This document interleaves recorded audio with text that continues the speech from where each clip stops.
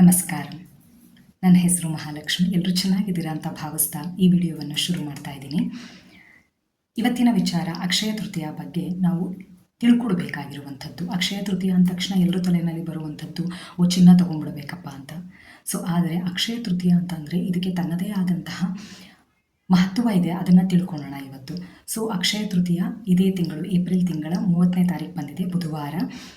ಇವತ್ತು ಬಸವೇಶ್ವರ ಜಯಂತಿಯನ್ನು ಸಹ ಆಚರಿಸ್ತಾ ಇದ್ದಾರೆ. ಅದ್ರ ಜೊತೆಗೆ ಹೇಳಬೇಕು ಅಂತಂದರೆ ಈ ದಿನ ತುಂಬ ಶುಭ ಅಂತ ಹೇಳ್ತಾರೆ. ಏನಕ್ಕೋಸ್ಕರ ಶುಭ ಅಂತ ಹೇಳ್ತಾರೆ ಅಂತ ನಿಮಗೆ ಹೇಳ್ತಾ ಹೋಗ್ತೀನಿ, ತಿಳ್ಕೊತಾ ಹೋಗಿ. ಫಸ್ಟು ಹೇಳೋದಾದರೆ ಇದನ್ನು ಪರಶುರಾಮ ಜಯಂತಿಯನ್ನಾಗಿಯೂ ಸಹ ಆಚರಿಸ್ತೀವಿ. ಇದೇ ದಿನ ಪರಶುರಾಮ ಜಯಂತಿಯನ್ನು ಆಚರಿಸುವಂಥದ್ದು. ಕೃಷ್ಣ ದ್ರೌಪದಿಗೆ ಅಕ್ಷಯ ಪಾತ್ರೆಯನ್ನು ಕೊಟ್ಟಿದ್ದಂಥದ್ದು ಸಹ ಇದೇ ದಿನ ಆಗಿದೆ. ಭೂಮಿಗೆ ಗಂಗೆಯವರು ಬಂದಿದ್ದು ಸಹ ಇದೇ ದಿನ. ಇನ್ನೂ ಹೇಳಬೇಕಂತ ಅಂದರೆ ಕೃಷ್ಣ ಮತ್ತು ಸುಧಾಮ ಅವರು ಮಿಲನವಾಗಿರುವಂತಹ ದಿನ ಇದೇ ದಿನ, ಅಕ್ಷಯ ತೃತೀಯ ದಿನವೇ ಹೇಳಬಹುದು. ಇನ್ನೂ ಹೇಳಬೇಕು ಅಂತಂದರೆ ಕುಬೇರ ಎಲ್ರಿಗೂ ಗೊತ್ತಿದೆ. ಕುಬೇರನಿಗೆ ಲಕ್ಷ್ಮೀ ಮಾತೆಯವರು ಒಲಿದಿದ್ದು ಸಹ ಇದೇ ದಿನ. ಇದನ್ನು ಬಿಟ್ಟು ಹೇಳಬೇಕಂತಂದರೆ ವ್ಯಾಸ ಮಹರ್ಷಿಗಳು ಮಹಾಭಾರತವನ್ನು ಬರೆದದ್ದು ಸಹ ಅಥವಾ ಶುರು ಮಾಡಿದ್ದು ಇದೇ ದಿನ, ಶುರು ಮಾಡಿರುವಂಥದ್ದು. ಹೀಗೆ ಹೇಳ್ತಾ ಹೋದರೆ ಇದು ತುಂಬಾ ಶುಭವಾಗಿರುವಂತಹ ಕೆಲಸಗಳನ್ನು ಮಾಡೋದಕ್ಕೆ ಅಕ್ಷಯ ತೃತೀಯ ಒಳ್ಳೆಯದು ಅಂತ ಹೇಳ್ತಾರೆ. ಈ ದಿನ ಯಾವುದೇ ಗಳಿಗೆಯನ್ನು ನೋಡುವ ಅವಶ್ಯಕತೆ ಇಲ್ಲ. ನೀವೇನಾದರೂ ಶುಭ ಕಾರ್ಯ ಮಾಡಬೇಕು ಅಂತ ಅಂದ್ಕೊಂಡಿದ್ದೀರಾ ಅಂತಂದರೆ ಗಳಿಗೆಯನ್ನು ನೋಡುವಂತಹ ಅವಶ್ಯಕತೆ ಇಲ್ಲ. ಇಡೀ ದಿನ ಶುಭವಾಗಿರುತ್ತೆ.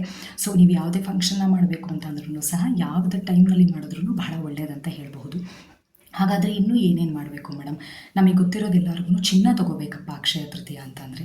ಹೌದು, ಚಿನ್ನವನ್ನು ಖರೀದಿ ಮಾಡೋದ್ರಿಂದಲೂ ಸಹ ವೃದ್ಧಿ ಆಗುತ್ತೆ ಅಂತ ಹೇಳ್ತಾರೆ. ಅಕ್ಷಯ ತೃತೀಯ ಅಂತ ಬರೋದಾದರೆ ಈ ದಿನ ನೀವು ಏನಾದರೂ ಮಾಡಿ ಅದು ಹಾಳಾಗೋದಿಲ್ಲ ಅಥವಾ ಅದರಿಂದ ಪ್ರಯೋಜನ ಬರೋದಿಲ್ಲ ಅಂತ ಇಲ್ಲ. ನೀವು ಏನೇ ಕೆಲಸ ಮಾಡಿದ್ರೂ 100ಗೆ 100% ನಿಮ್ಗೆ ಏನಾಗುತ್ತೆ ಅಂದರೆ ಅದರಿಂದ ಫಲ ಸಿಗೋದಕ್ಕೆ ಶುರುವಾಗುತ್ತೆ. ಅದಕ್ಕೆ ಹೇಳ್ತಾರೆ ಈ ದಿನ ನೀವೇನೇ ಮಾಡಿದ್ರೂ ಅದು ಶಾಶ್ವತವಾಗಿ ಉಳಿಯುತ್ತೆ ಅಂತ. ಅದಕ್ಕೋಸ್ಕರನೇ ಚಿನ್ನವನ್ನು ಖರೀದಿ ಮಾಡುವಂಥದ್ದು. ಅಥವಾ ನಿಮಗೆ ಚಿನ್ನ ಖರೀದಿ ಮಾಡೋಕ್ಕಾಗ್ತಾ ಇಲ್ಲ ಅಂತಂದರೆ ಬೆಳ್ಳಿಯನ್ನಾದರೂ ಸಹ ಖರೀದಿ ಮಾಡಬಹುದು. ಹೊಸ ಬಟ್ಟೆಗಳನ್ನು ತಗೋಬಹುದು. ಎಲ್ಲದಕ್ಕಿಂತ ಹೆಚ್ಚಾಗಿ ದಾನ ಧರ್ಮ ಮಾಡುವುದಕ್ಕೆ ಇದು ತುಂಬ ಒಳ್ಳೆಯ ಕಾಲ ಆಗಿದೆ. ದಾನ ಧರ್ಮ ಮಾಡಬೇಕು ಅಂತ ಇದ್ದರೆ ಖಂಡಿತ ಅಕ್ಷಯ ತೃತೀಯ ದಿನ ದಾನ ಧರ್ಮವನ್ನು ಮಾಡಿ ಫಲ ನಿಮಗೆ ಸಿಕ್ಕೇ ಸಿಗುತ್ತೆ. ದೇವಸ್ಥಾನಗಳಿಗೆ ಹೋಗಿ ಬರೋದಾಗಿರ್ಬೋದು, ಪೂಜೆ ಹೋಮ ಹವನಗಳನ್ನು ಮಾಡಿಸ್ತಾರೆ ಈ ದಿನಗಳೊಂದು. ಇದರಿಂದ ಏನಾಗುತ್ತೆ ಅಂತಂದರೆ ಲಕ್ಷ್ಮೀ ಕೃಪೆಗೆ ಎಲ್ಲರೂ ಪಾತ್ರರಾಗ್ತೀವಿ. ಈಗ ಗೊತ್ತಾಗಿದೆ ಅಂತ ಅಂದ್ಕೊಂಡಿದ್ದೀನಿ ಅಕ್ಷಯ ತೃತೀಯನ ನಾವು ಏನಕ್ಕೋಸ್ಕರ ಆಚರಿಸಬೇಕು ಅಂತ. ಇಷ್ಟು ಹೇಳ್ತಾ ಈ ವಿಡಿಯೋವನ್ನು ಮುಕ್ತಾಯಗೊಳಿಸ್ತಾ ಇದ್ದೀನಿ. ಸರ್ವೇ ಸಜ್ಜನ ಸುಖಿನೋ ಭವಂತು.